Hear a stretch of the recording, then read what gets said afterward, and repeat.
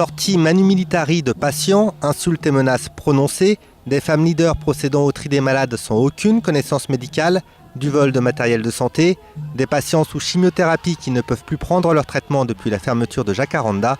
La situation au 6e jour de grève devient critique. Les médecins ont décidé de réagir. Les médecins exercent ce matin leur droit de retrait ici, devant les urgences de Mamoudzou. C'est suite à une non-sortie de grève et aux accidents répétés pour accéder aux différentes structures qu'une assemblée médicale extraordinaire a eu lieu hier. Les médecins revendiquent aujourd'hui un libre accès des soins pour la population, ainsi que des garanties sur la sécurité des personnes, soignants et patients.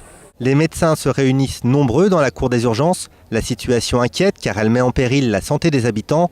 La communauté médicale du centre hospitalier de Mayotte demande une intervention rapide des autorités compétentes afin de rétablir l'accès à toutes les structures de soins. Le personnel non gréviste demande également à se mettre d'accord avec les syndicats pour que la grève soit effectuée dans de bonnes conditions. Je voudrais dire qu'on n'est pas là pour casser la grève. On est tout à fait solidaire par rapport aux revendications qui ont été à l'origine de cette grève, parce que ça va dans le sens de l'offre de soins à Mayotte. C'est une situation un peu inconfortable quand on arrive, les portes sont fermées, on ne sait pas comment ça se passe pour les patients quand ils veulent accéder au CHM. Heureusement, l'accès des urgences il est toujours ouvert, mais nous on a plusieurs problèmes d'entrée et de sortie pour accéder au CHM, et c'est pas normal.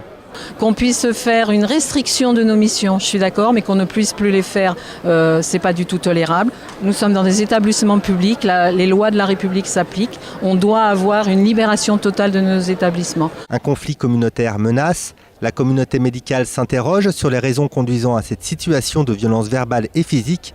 Pourtant, les médecins déplorent eux aussi les carences du système de santé à Mayotte.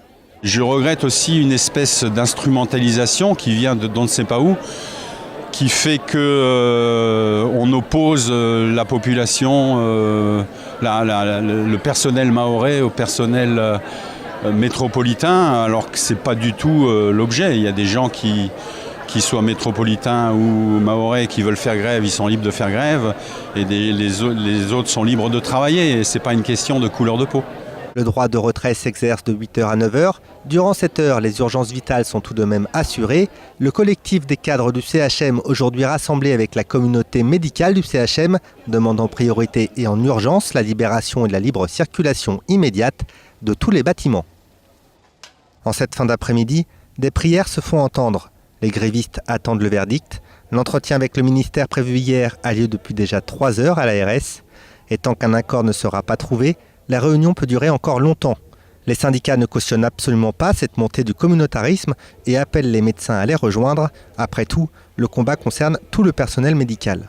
On ne peut pas cautionner cet communautarisme, mais il faut aussi qu'on pointe du doigt que depuis qu'on a commencé ce mouvement, on se fait insulter régulièrement par des métropolitains dans les barrages.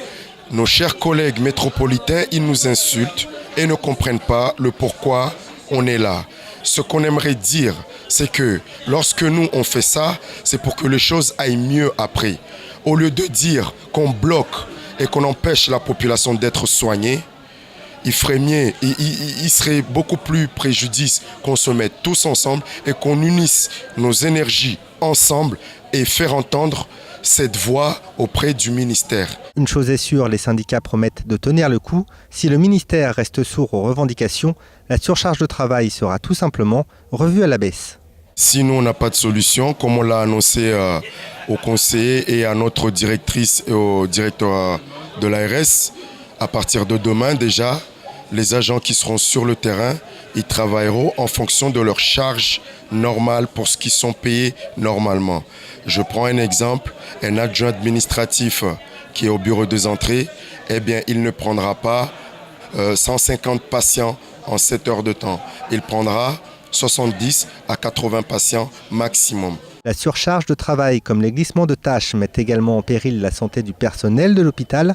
Pour secourir efficacement, il ne faut pas oublier de se protéger soi-même.